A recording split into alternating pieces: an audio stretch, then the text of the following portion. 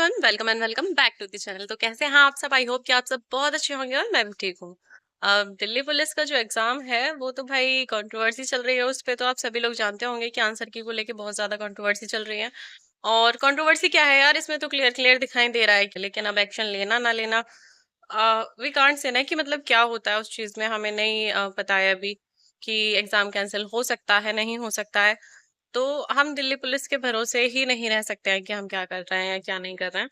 तो मेरा मानना ये है कि जो भी दिल्ली पुलिस के एस्पायरेंट हैं वो अभी जिनके भी नंबर थोड़े कम हैं वो रनिंग तो करें। जिन्हें एक्सपेक्टेड है कि हाँ भाई हमारा नंबर आ सकता है, तो जिन्हें भी उम्मीद है कि हाँ, आपका नंबर आ सकता है, मैं उनसे यही कहूंगी कि आप लोग थोड़ा बहुत रनिंग करते रहे, लेकिन साथ में अब यूपी पुलिस का एग्जाम आ रहा है जैसे कि, तो आप अपनी रिटर्न की भी अच्छे से तैयारी करते रहें, ठीक है।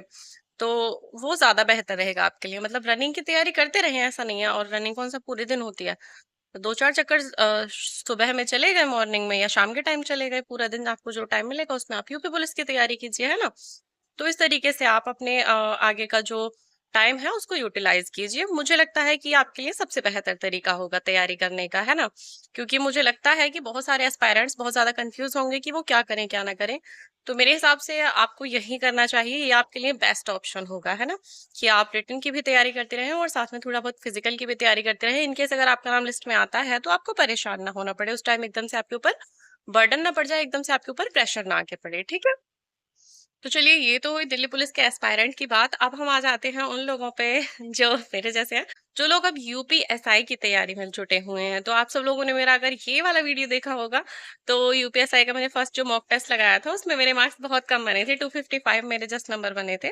लेकिन मैंने जैसे कि खुद को टारगेट दिया है कि मुझे 64 डेज उस दिन से मेरे बच रहे थे कि हाँ 64 डेज है मेरे पास अभी तैयारी के लिए।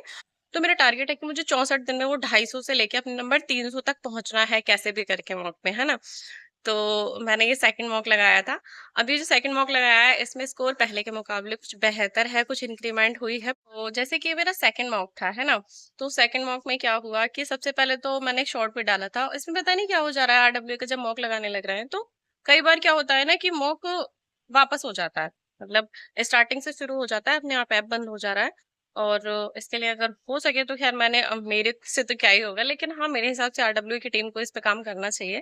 क्योंकि अगर मेरे साथ हो रहा है तो और बच्चों के साथ भी ये प्रॉब्लम जरूर आ रही होगी, और एरर हो जाता है कई बार, खासतौर पे यूपीएसआई के मॉक टेस्ट में। क्योंकि मैंने डीपी के मॉक लगाए थे उसमें ऐसे कोई प्रॉब्लम नहीं आई थी, लेकिन यूपीएसआई का मॉक जितनी बार भी मैंने ट्राई किया है उसमें कई बार, मतलब लाइक मैंने अगर पहले कभी यूपीएसआई का मॉक देने की कोशिश की थी, जो फर्स्ट मॉक मैंने आपको दिखाया था ना, उससे पहले मैं 2 बार ऑलरेडी ट्राई कर चुकी थी। लेकिन उसमें क्या था कि जैसे मुझे बीच में बंद करना पड़ गया, है ना।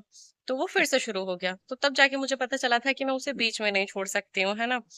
तो वरना बीच में छोड़ दूंगी तो मैंने जितनी भी मेहनत की है वो सारी मेहनत वेस्ट चली जाएगी, कोई फायदा नहीं होगा मेरे मेहनत करने का।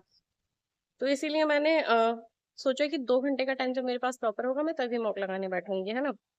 अब जैसे तैसे मैं नाइट में या डे में जैसे भी मुझे टाइम लग रहा है, मैं टाइम निकाल के मॉक लगाने की कोशिश कर रही हूँ। तो ये जो सेकंड मॉक था ये मेरे लिए बड़ा ही टफ हो गया लगाना, क्योंकि 1.5 घंटे का टाइम, मतलब मैंने पूरे 2 घंटे का टाइम निकाला था। संडे का दिन था और मैं बिल्कुल भी रेस्ट नहीं किया, मैंने उस दिन सोई भी नहीं थी थोड़ी भी देर के लिए। मैंने सोचा कि आज मॉक लगाते हैं, है ना।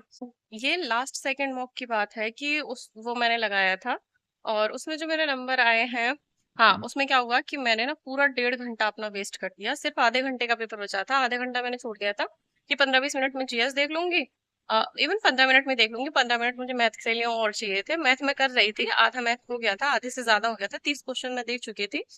और 10 क्वेश्चन बिल्कुल मैंने देखे ही नहीं थे मैथ्स के, वो बच रहे थे। प्लस जीएस पूरी बच रही थी 40 नंबर की, तो वो अपने आप बैक हो गया, है ना।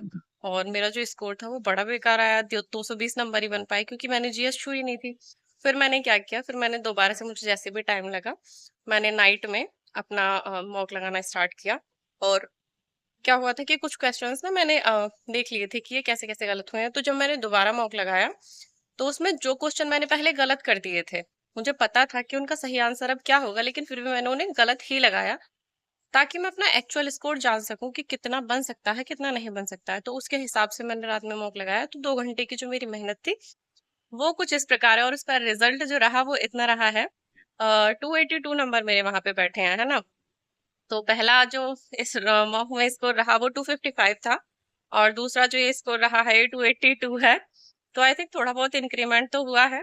बाकी सबसे बेकार जो मेरा स्कोर जा रहा है वो बीएनएस, मतलब जो वो है मूल विधि और पॉलिटी वाला पोर्शन उसमें है। और मुझे समझ नहीं आ रहा है कि मैं कैसे उसकी तैयारी करूं। और सच बताऊं तो उसकी अभी मैंने खास तैयारी की भी नहीं है, लेकिन हाँ मैंने कोशिश की है और मैंने डिसाइड किया है कि आज से मैं जो कंप्लीट फोकस करूंगी वो मूल विधि और पॉलिटी पे ज्यादा फोकस करूंगी। मैथ्स मेरा थोड़ा ज्यादा वीक है तो मैं उसमें करूंगी, बट थोड़ा कम है ना। तो आई थिंक आज के लिए बस इतना ही। और आपका स्कोर कितना आ रहा है, इंक्रीमेंट हो रहा है नहीं हो रहा है, या मुझे क्या करना चाहिए क्या नहीं करना चाहिए, एक बार कमेंट बॉक्स में कमेंट करके जरूर बताइएगा। आज के लिए बस इतना ही। अब मिलती हूँ आपसे नई वीडियो में, तब तक के लिए bye bye, see you in the next video.